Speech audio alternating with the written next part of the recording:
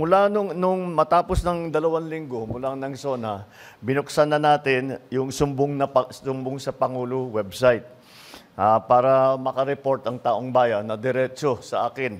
At mula noon, nakatanggap na tayo nakatanggap na yung sumbong sa Pangulo website ng more than 20,000 na report na ibinigay.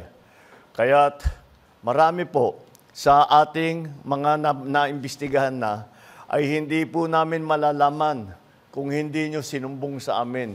Napakahalaga ng impormasyon na ibinibigay ng taong bayan sa ating pamahalaan na madaming impormasyon na hindi namin makukuha kung hindi sa inyong sumbong. Kaya't ipagpatuloy po ninyo yung inyong pag-report sa amin kapag meron kayong nakita na dapat tignan, dapat imbestigahan, dapat pag-aralan.